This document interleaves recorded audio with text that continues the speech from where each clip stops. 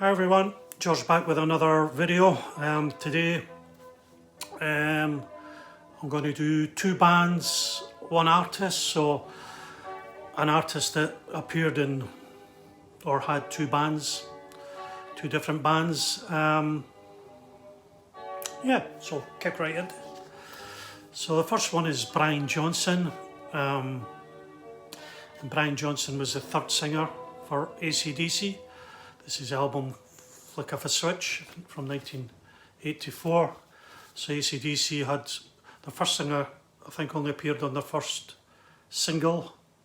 Bon Scott died, unfortunately. And one of the fans got in touch with the band and suggested Brian Johnson as their new lead singer. Before that, Brian Johnson was in a band called Geordie from Newcastle. This is the album Don't Be Fooled by the Name, their second album. And they were more pop rock, had quite a few hits in the 70s, 71 to 75 approximately. This is a great album. They do a great version of House of the Rising Sun, a lovely ballad called Little Boy, always go back to, and first track Going Down to St James Infirmary. I think that was maybe a single. So that's Brian Johnson, the original lead singer with Geordie, third singer with AC/DC. Next we have Mick Karn, who was a bass player in Japan. This is Quiet Life from '79. Mick Karn made many albums on his own with former members of Japan and the band Raintree Crow, which was Japan reformed. So the band they formed with Pete Murphy of Bauhaus was Dallas Carr. This is from 1984. One 12-inch single. I think this is the only album that they released. Don't think they went back together. So Pete Murphy, Bauhaus, Mick Karn, and they used the drummer Paul Lawford. So that's Mick Karn's other band, Dallas Carr. Next we have Paul Heaton from the Beautiful South. This album's Welcome to the Beautiful South. Some great songs on this. Song for Whoever, Keep It All In, Woman in the Wall. Great track. Paul Heaton, 1980, it was the late 80s. His band before that, Paul Heaton's band, was the House Martins, who made about 3 albums, London Nil, Hull 4. So we have Paul Heaton there. Here we have Norman Cook, aka Fatboy Slim. This was from about 84, I think. 86. Yeah, 86, so Beautiful South, maybe a wee bit later. Paul Heaton, talented guy, great songs on this. Happy Hour, Sheep, and the great Think for a Minute. Talented man. Not sure about the Cardi though. Next we have Howard Devoto. This is his band Magazine. His band before that was briefly with the Buzzcocks. He was on their first single, Spiral Scratch. Left them, formed Magazine, had about 6 albums. It's from 1980. Great album. So tracks produced by Martin Hannett, great producer. Magazine from Manchester. Great band on this. Barry Adamson bass, John Doyle drums, Dave Formula keyboards, and John McGock, the Scottish guitarist. On guitar, I think he'd done a bit for Susie and the Banshees and The Cure. So that's Howard Devoto. After Magazine, they formed a band called Luxuria with, I think, Noko, the other guy. So this is from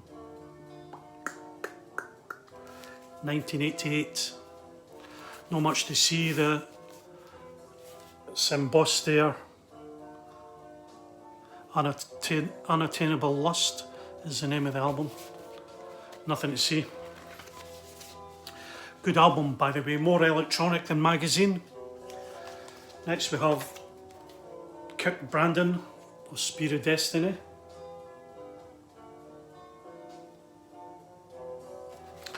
Sort of post-punk band. This was the late 80s again. 88, I think. Kirk Brandon and his band before that were Theatre of Fate. Sort of mission-y type band, post-punk. My mate was nearly signed his band, but the guy had one more band to sign, and he signed Theatre of Hate. It's from 82. This is a compilation, Revolution, other singles. Actually pretty good, quite enjoyable album. Theatre of Hate, and that's Kirk Brandon, his first band. Next we have Shaun Ryder and his first band, The Happy Mondays, from Manchester. This is Pills, Thrills and Belly Aches. Nothing too rude on the inner on this one. Shaun Ryder with Bez dancing. His band after that were The Black Grape from 1995. And a bit more dancey, and this is It's Great When You're Straight, Yeah. And the hit singles on this are The Reverend Black Grape and In the Name of the Father. Shaun Ryder, very talented man who likes a bit of UFO watching or searching. Next we have a guy from Edinburgh who really should have made it really big. He's had numerous bands. His last big band were on indie, a lot of CDs. They were called the Nectarine Number 9. Davie, this is his second band, Win. Signed to a major, Parlophone, and they only done 2 albums. And there was a bit of a hit single on here called You've Got the Power. From 88 this is. And the song itself was used in I think a McEwen's Lager advert. Sort of their only claim to fame really, but Win, an 80s pop band from Edinburgh. Win, Tears Baby was called. That's their second album. Now Davie's first album was probably got more plaudits, were the Fire Engines, and the Fire Engines only really made singles. This is a compilation. Other singles, and this made from 1980 to 1982, the singles. Post-punk.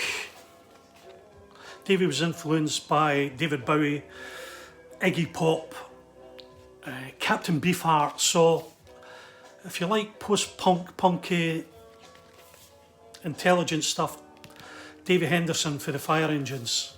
And he should have made it big, Davie. Great artist, great musician, clever stuff. Next one we have is Mide, who obviously made it famous in Ultravox, replacing John Foxx. But before that, he was in a band called The Rich Kids from 1978.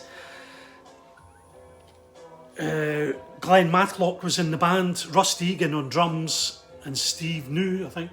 Yeah, it was the other main guitarist. So Glenn Matlock obviously was a songwriter and bass player from the Sex Pistols. Mide formed this band with him. They had 3 singles from it. Didn't really break the charts too much. Marching Men, Rich Kids and Ghosts of Princes and Towers. Good album. Post-punk. on the EMI label.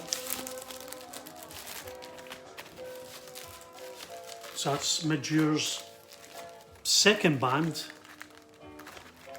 the Rich Kids. And his first band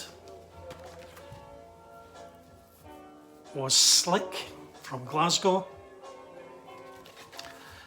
This was Glasgow's answer to the Bay City Rollers. I think when they faded out, the songwriters got these guys in tow. We used to watch them. The disco, the dancing that we went to when we were young, they were sort of one of the bands on rotation there. And they had the big hit Forever and Ever. And the second song, single Requiem, which is actually not too bad for its time. This is 1974. Something like that. No, it's 75. 76 is. 76. He got out just before punk started. So that's Mide's first band, Slick. Next we have an artist you don't see much in the VC, Scottish artist again, probably because it didn't make it too big, but the guy's name's James Grant, and he's made quite a lot solo albums, and they're all very good. Sort of folky, he does a lot in Celtic Connections now, but he had an 80s pop band and they were called Love and Money, and this is their third album, Dogs in the Traffic. And James is a great singer, great voice. This is a pretty lush album, so if you were into Prefab Sprout and that style of band, 80s band, if you see this in the bargain bins, I would buy it. Great tracks. Sometimes I want to give up, Looking for Angeline, and Whiskey Dream is just so lush. Beautiful 80s production, but great singing and good songwriting. It's James Grant. Now, James Grant's first band from Glasgow from 1984 were Friends Again. And this is proper 80s. Not a bad album, but I would get Love and Money first. James Grant, look out for James Grant. And last we have Richard Jobson, who released quite a few albums on his own, but his first band obviously was The Skids. This album's produced by Bill Nelson, and hits from this are Charade and Working for the Yankee Dollar. Great 78, I think, post-punk band. Forgot to say, the Rich Kids album was produced by Mick Ronson, so if you're a Mick Ronson fan, it's obviously worth, if you follow Mick Ronson, to pick up for that. And Richard Jobson's band after that, all Scottish band again, was the Armoury Show. And the Armoury Show, this was recorded in 1985, released, and we have the great John McGough on guitar in this too, Russell Webb from the Skids on bass, and John Doyle on drums from Magazine.